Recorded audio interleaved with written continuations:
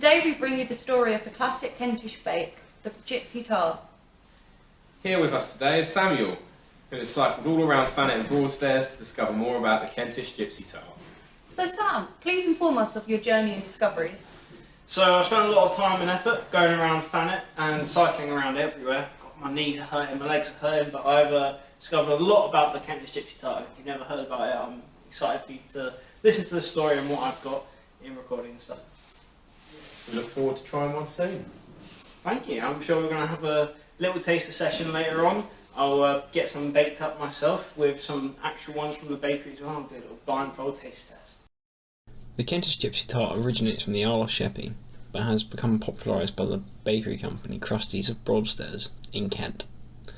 Our story today takes us to the town of Ramsgate, in the district of Thanet, south east Kent.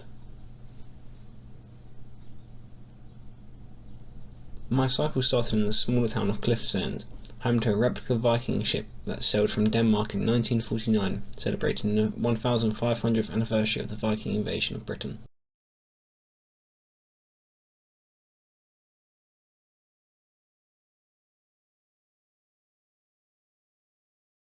From here I followed the Viking path, which leads straight to Ramsgate town. Placed in the heart of the town, Krusty's Bakery is a well-renowned spot with the locals. A family-run business for over 25 years, selling a variety of breads, cakes and desserts.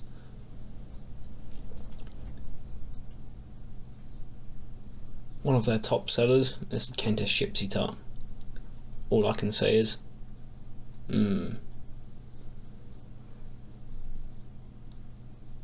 Now I think it's time for me to go and burn off some of those calories. Here in London today, I'm going to speak to some people about whether they know what the Gypsy Tart is, and if they've ever had one before, and if they like it, and if they don't, whether they want one. I travelled to Waterloo in London to see if anyone heard of the Gypsy Tart from Kent. Have you ever heard of the Gypsy Tart? I haven't. No. The weather wasn't the best, but everyone that I spoke to had not heard of the Gypsy Tart. Now back in my kitchen, I'll attempt to make some Gypsy Tarts myself. First you'll need to chill 170 millilitres of evaporated milk for at least 2 hours. Then you'll want to weigh out 250 grams of plain flour.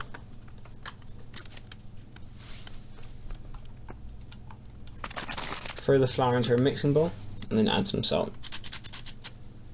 Now dice up 150 grams of unsalted butter.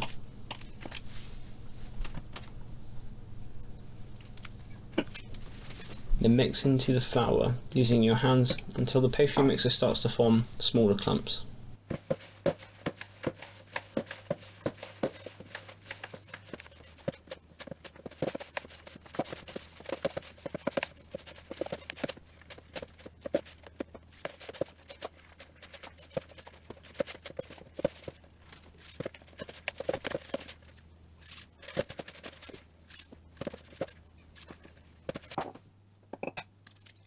Separate the yolk from the 2 eggs.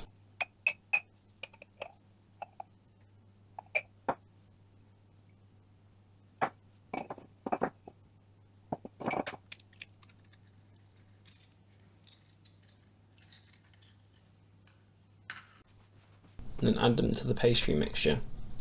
Continue using a spoon, a knife or a spatula and carry on mixing it.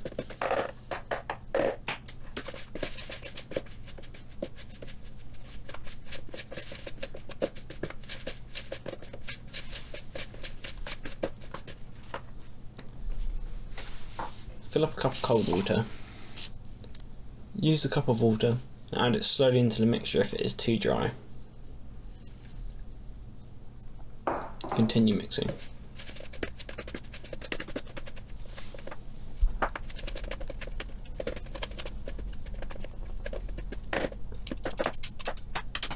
Once the mixture is ready, roll it up and bring it into a bowl, where you leave it in the fridge for half an hour.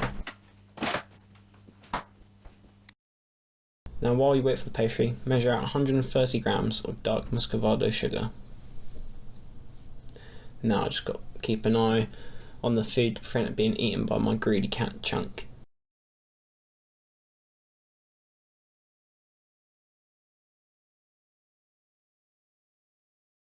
Once chilled, start to mix together the evaporated milk and the muscovado sugar.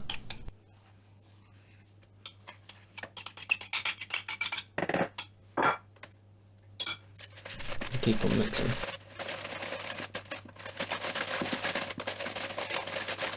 And you keep on mixing. And keep on mixing. Gosh, I know it's very tiring. It'll take you at least 10 minutes of constant hand mixing to get the mixture ready. Now spread some flour over a clean surface. Using wet hands, lay out the pastry mixture and roll it flat onto the surface.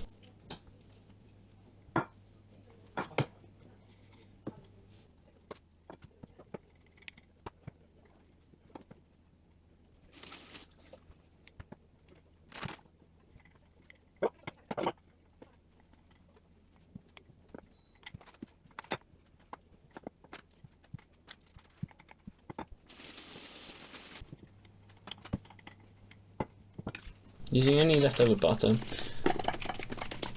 coat the dish in butter. Using a cookie cutter, cut out a perfect circular shape to fit the dish. Spread out the pastry in the dish and ensure that it's sealed around the edges.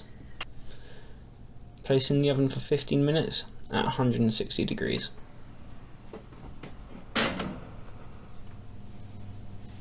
Now we wait.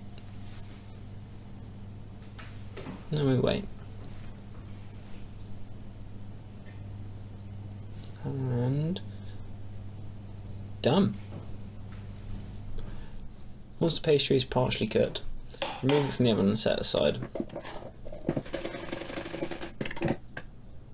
Prepare the tart mixture into a measuring jug, and when ready, pour it into the centre of each pastry.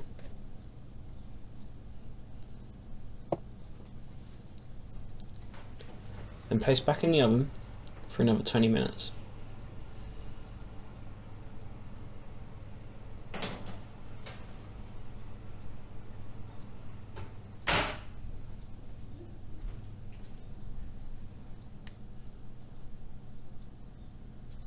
And voila, once golden brown, you'll have yourself a nice gypsy tart. Welcome back to the studio, Sam. Hey, it's good to be back. So today I brought along with me some gypsy tarts, some that I've baked myself and some that I've got from Krusty's Bakery, who I, as you saw earlier, spoke to on camera, and they've luckily supplied me with some lovely gypsy tarts that I hope you can try and maybe guess which one's the one I baked and which one's the one professionals have baked. I'm excited to see what you brought us. Lovely.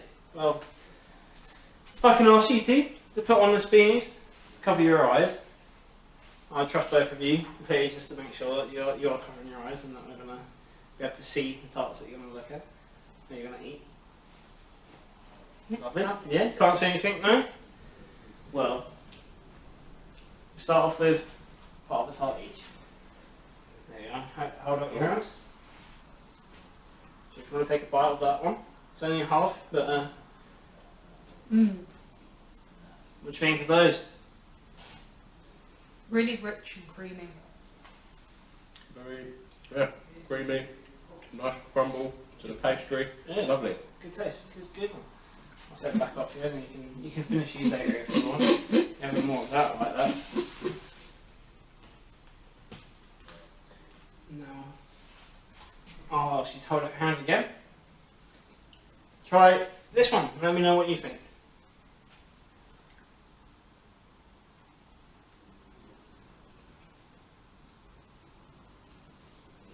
Definitely not as creamy. Not creamy. Very chewy. Very chewy. Yeah. The bottom's a bit wet. Soggy bottom. Soggy bottom. No, I'll take that off you then. And, I think I'd love the other one. you think you prefer the other one, yeah? Now take the blindfolds off. Which one do you think was the professional one? Number one or number two? Number one, I would say. Number one. Number one. Number one. Well, glad to have you know. You are both correct on that. The one that tasted bad was most likely the one that I baked. Blood, sweat and tears from the long journey. As you can see, sometimes cooking is best left to professionals. Well, thank you for showing us your journey across Thanet today. I'm very much enjoyed trying the tarts. Thank you. Thank you, Sam. I'm sure we'll see more of your sauce. Thank you very much. Cheers. Hope you enjoyed those. Thank you.